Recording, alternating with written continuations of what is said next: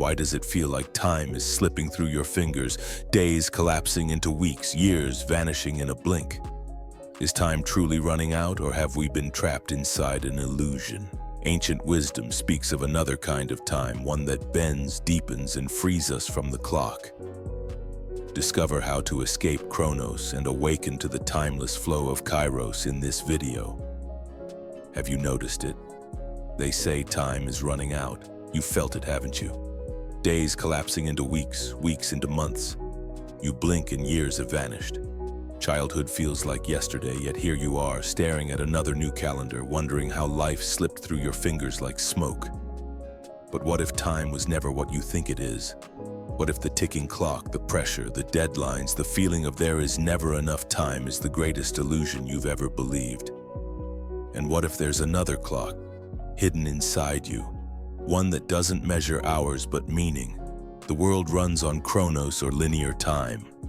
Seconds stacked like bricks, schedules, clocks, alarms. It's the time that enslaves you to the question, am I late? Am I behind? Do I have enough? Chronos whispers to every fear, you're running out. You're not there yet. Keep racing before it's too late. And so you sprint through life like a prisoner chasing a finish line that doesn't exist. You measure your worth in productivity, your identity in hours worked per week.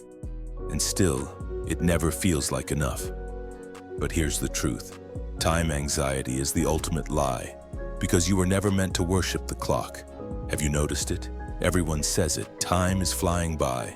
Days blur, months evaporate. Why? Because the faster the mind spins, the smaller the present moment feels.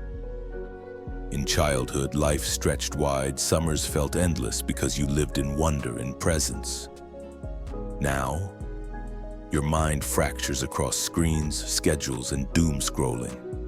You don't live moments. You barely skim the surface before you're on to the next one.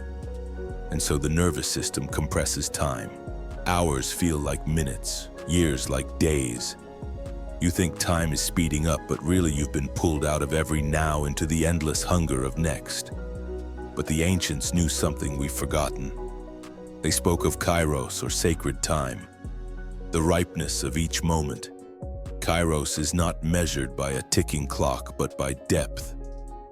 Kairos is the space where time bends. When you're fully present, when you taste, touch, breathe this second without rushing to the next one, you slip out of Chronos and into eternity. You felt it before, that kiss that lasted forever, that song that made the world stop, that sunrise that swallowed the hours whole. In Kairos, 1 second can feel like a lifetime because you are here. And here is where infinity hides. There's a clock inside you that doesn't tick. It pulses, it's the rhythm of the soul. And when you silence the noise, you can hear it. Every mystic speaks of it. Jung hinted at it when he wrote of synchronicity, those moments when inner and outer time align like a cosmic wink. That's not coincidence. That's your inner clock syncing with the great pattern, and when you follow that rhythm, you stop asking, am I late? Because you realize life doesn't happen on time, it happens in timing. The ego clings to Chronos because it fears death. It believes, I am this body, this life, these years, therefore I must hoard time. But the self, the deep archetype Jung called the center, doesn't live in time. It is timeless. It is infinite. That's why when you taste presence, true presence, you feel something strange.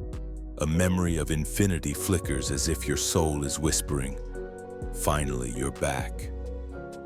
Clocks, hourglasses, circles, spirals. Why do these images haunt art and myth? Because the unconscious speaks in symbols, and every symbol of time points to this truth. Linear time is a stage prop, because life does not move in a line. Life moves in cycles and moments. Reality is cyclical, rhythmic, alive. Jung said it best, the psyche doesn't argue, it images.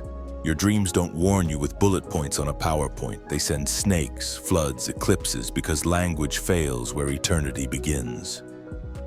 Symbols are the only language deep enough to hold what is coming and what will ever be. So how do you escape this matrix of time? You don't need to smash the clock. You need to wake inside it. Step 1. Presence. not as a buzzword, but as a rebellion. Because every second you are fully here, the machine loses power.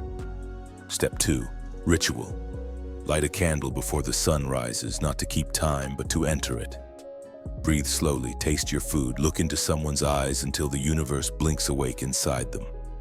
Step 3. Trust Kairos. You will not miss what is yours when you're aligned.